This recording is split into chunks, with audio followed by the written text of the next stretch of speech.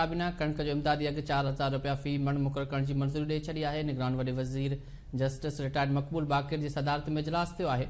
सिंध काबीना पारां ग़ज़ा ते इसराइली वहशियाने हमलनि जी मज़म्मत जंगबंदीअ जो मुतालबो कयो वियो आहे। चीफ रिपोर्टर वहीद राजपर असांखे जॉइन कयो आहे कराचीअ मां। वहीद, छा तफ़सील आहिनि?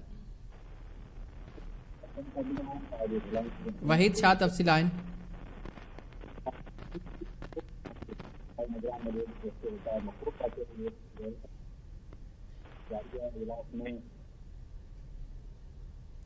वहीद, छा तफ़सील आहिनि? आगाह कजो।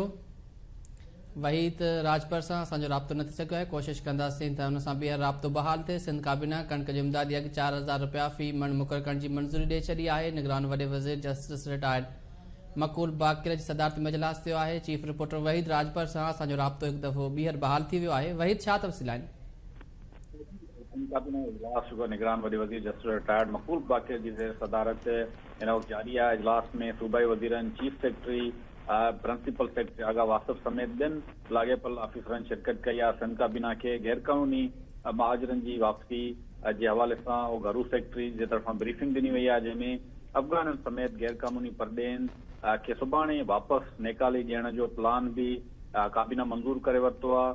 गैर क़ानूनी आयल महाजरनि जी वापसी ते ईंदड़ ख़र्चनि लाइ 4 अरब रुपयनि जी सिंध काबीना पिणु मंज़ूरी ॾिनी आहे।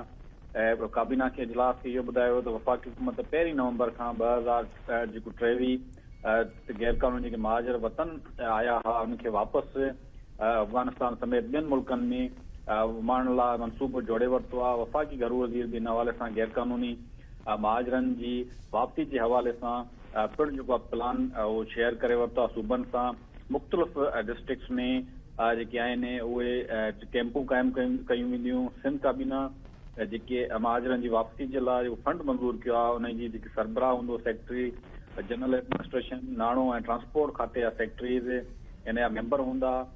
सिंध काबीना जे इजलास में जेको कणक जी हवाले सां जेको इमदादी अघु आहे उहो पिणु मुक़ररु कयो वियो आहे। हिन वक़्तु जेकी सिंध सूबे में कणक जो जेको स्टॉक आहे उनमें 5 लख मेट्रिक टन जेको आहे उहो खोट हुजण जो बि सिंध काबीना जी ब्रीफिंग में एतराफ़ कयो वियो आहे। हिन वक़्तु 8,19,000 जेको कणक जूं जेकी बोरियूं आहिनि उहे मेट्रिक टन जेकी आहिनि हिन वक़्तु मौजूदु आहे, जॾहिं त 5,80,000 मेट्रिक टन कणक जी सिंध में खोट आहे। ख़ानगी शोबे बि खोट सबबु कणक इम्पोर्ट कई आहे। सिंध काबीना कणक जारी करण जे हवाले सां जेकी पॉलिसी आहे उन ते गौर कयो आहे, जंहिंमें फ्लोर्स मिल्स जेकी अदायगी में नाकाम थियूं आहिनि, फंड्स ॾियण में जेकी क्रेडिट ते फ्लोर्स मिल्स खे कणक ॾिनी वई, उन जूं रहतूं जारी कयूं वञनि, उनखां वसूल कयूं वञनि। जेकॾहिं का डिफॉल्ट फ्लोर मिल आहे त उन कणक जारी न कई वेंदी।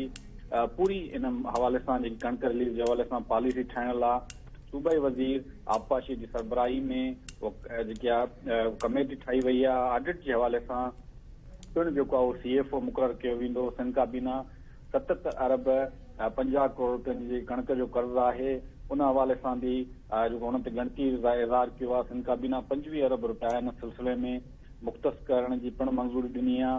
उनजी कर्ज़ आहे बैंकुनि जो घटाइण लाइ, उनखे अदायगी करण लाइ इहे फंड्स मुक़ररु कया विया आहिनि। 5 अरब रुपया फौरी तौर ते काबीना जे तरफ़ां जारी करण जी मंज़ूरी ॾिनी वई आहे। हर महीने इन हवाले सां सिंध काबीना चयो त 2 अरब रुपया पिणु जारी कया वेंदा।